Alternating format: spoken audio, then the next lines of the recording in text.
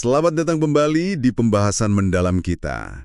Hari ini kita akan fokus ke satu bagian spesifik nih, yaitu bab 3 dari buku Buy Back Your Time karya Dan Martell. Judulnya lumayan bikin penasaran, 5 Pembunuh Waktu. Betul, 5 pembunuh waktu. Kedengarannya agak dramatis ya, tapi ini penting. Iya, sumber kita ya bab itu sendiri. Dan tujuan kita kali ini cukup jelas. Bantu Anda semua mengenali, jangan-jangan ada nih kecenderungan bawah sadar terhadap kekacauan yang malah menghambat sukses Anda. Hati-hati, bisa jadi ada pola yang, wah ini saya banget nih gitu. Nah, makanya mari kita coba kupas ya.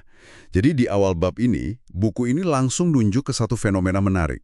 Katanya banyak pengusaha itu, mungkin karena emang terbiasa dari kecil di lingkungan yang nggak pasti ya, malah jadi kayak kecanduan sama kekacauan.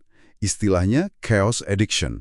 Jadi kalau suasana tenang, malah aneh rasanya. Bener banget. Dan ini sering nggak disadari loh, kecanduan kekacauan ini mainnya di bawah sadar. Munculnya jadi perilaku sabotase diri. Nah, buku ini mengidentifikasi 5 bentuk utama. Dia sebutnya pembunuh waktu.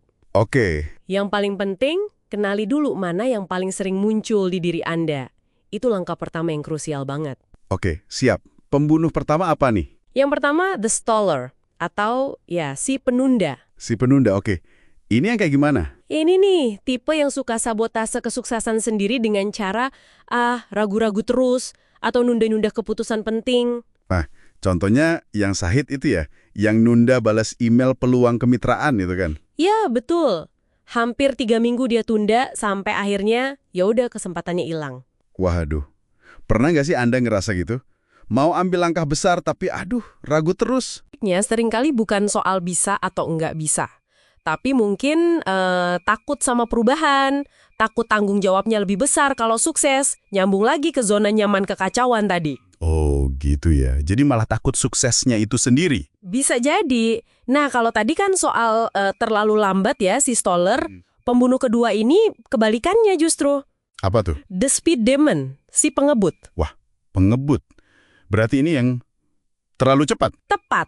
Ambil keputusan cepat banget tanpa dipikir panjang, seringnya pilih opsi yang paling gampang atau paling cepat aja. Kayak contoh si Charles itu ya, yang rekrut orang dekat tanpa seleksi benar, gagalnya sampai 2 kali. Nah, itu dia. Dan di sini ada kutipan bagus dari John Dewey di buku itu. Katanya kita tuh belajar bukan dari pengalaman aja. Tapi Dari refleksi atas pengalaman itu, si pengebut ini sering banget skip bagian refleksinya. Maju terus, tapi belum tentu benar arahnya. Refleksi ya. Sering nggak Anda ngerasa harus buru-buru aja gitu kalau mutusin hal penting? Refleksinya gimana tuh? Itu pertanyaan bagus buat diri sendiri. Oke, dicatat. Refleksi. Lanjut, yang ketiga. Yang ketiga, the supervisor, si pengawas. Si pengawas. Maksudnya? Kayak mandor gitu. Bisa dibilang gitu. Ini jebakan buat pemimpin biasanya. Gagal ngelatih timnya dengan benar, malah terlalu ikut campur kerjaan detail mereka? Oh, micromanage itu ya? Betul. Atau malah lebih parah, diambil alih lagi kerjaan timnya. Kayak si Daryl, punya toko sepeda, udah punya mekanik, dia sendiri yang masih sering turun tangan ngurusin sepeda pelanggan. Kenapa ya kok susah banget gitu mendelegasikan? Padahal kan udah ada tim. Ini seringnya soal isu kepercayaan sih.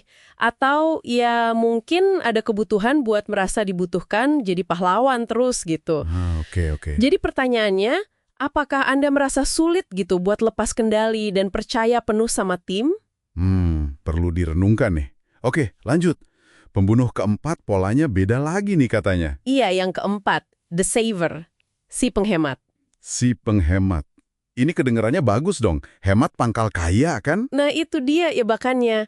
Tipe ini punya duit, sumber dayanya ada, tapi takut banget makainya buat investasi pertumbuhan. Maksudnya gimana tuh? Jadi uangnya ditumpuk aja, seolah-olah ngumpulin uang itu tujuan akhirnya, bukan sebagai alat.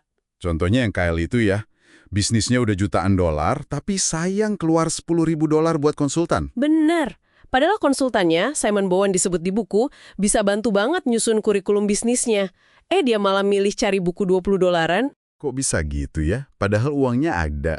Ini bisa jadi cerminan dari scarcity mindset. pola pikir serba kekurangan. Takut kalau uangnya keluar, nggak balik lagi. Padahal di bisnis kan, uang itu alat buat bikin nilai lebih gede lagi. Fokusnya jadi salah, dari tumbuh jadi hemat doang. Wah, iya juga ya. Pernah nggak ya Anda nahan investasi penting cuma gara-gara fokus hemat? Refleksi lagi ya? Oke. Terakhir nih yang kelima, the self-medicator, si pengobat diri. Nah ini Kedengarannya agak personal ya. Maksudnya gimana nih pengobat diri? kecenderungan buat pakai ya macam-macam. Bisa makanan, alkohol, belanja, atau pelarian lainnya gitu. Buat apa? Sebagai hadiah kalau lagi sukses, atau sebaliknya, sebagai pelarian kalau lagi stres atau gagal. Martel sendiri cerita kan, dia pernah ngerayain deal besar sampai mabuk sake. Oh, jadi hadiah atau pelarian yang nggak sehat gitu ya? Betul, bisa jadi bentuk pelarian yang halus banget. Pertanyaannya bukan soal Anda ngerayain sukses atau ngatasin stres atau enggak, tapi gimana caranya? Ada nggak pola hadiah atau pelarian yang sebenarnya kurang sehat, yang malah makan waktu atau energi produktif Anda buat jangka panjang? Menarik banget nih, kelima tipe ini. Kalau diperhatiin, kayaknya semua punya akar masalah yang sama ya? Tepat sekali, itu poin penting dari Martel. Kelima pembunuh waktu ini, kata dia, seringkali cuma gejala. Akarnya lebih dalam, yaitu tadi kecanduan pada kekacauan. Jadi bisa pindah-pindah gitu ya, dari satu tipe ke tipe lain? Banget. Bisa jadi minggu ini Anda jadi si penunda. Bulan depan malah jadi si pengebut. Intinya sama, ada kebutuhan akan kekacauan itu. Makanya menyadari pola ini itu langkah pertama yang penting banget. Baru dari situ bisa mulai berubah, dan yaitu membeli kembali waktu Anda. Oke, jadi kesimpulannya, itu tadi 5 pembunuh waktu versi Dan Martel. Si penunda, si pengebut, si pengawas, si penghemat, dan si pengobat diri. Semuanya bisa jadi berakar dari kecanduan tersembunyi pada kekacauan yang tanpa sadar nguras waktu dan energi kita. Nah, ini mungkin bisa jadi bahan refleksi ya buat Anda yang dengerin. Dari kelima pembunuh ini, coba deh rasain. Mana yang paling sering ganggu Anda akhir-akhir ini? Dan pertanyaan lanjutannya, Pertanyaan lanjutannya, gimana Anda bisa mulai ngatasin? Bukan cuma gejalanya aja, tapi coba deh gali akarnya si kecanduan kekacauan itu. Mungkin bisa mulai dengan satu langkah kecil aja minggu ini. Apa ya kira-kira? wah, refleksi yang dalam nih. Oke deh, terima kasih banyak sudah menyimak pembahasan mendalam kita kali ini. Semoga bermanfaat ya. Sampai jumpa di kesempatan berikutnya.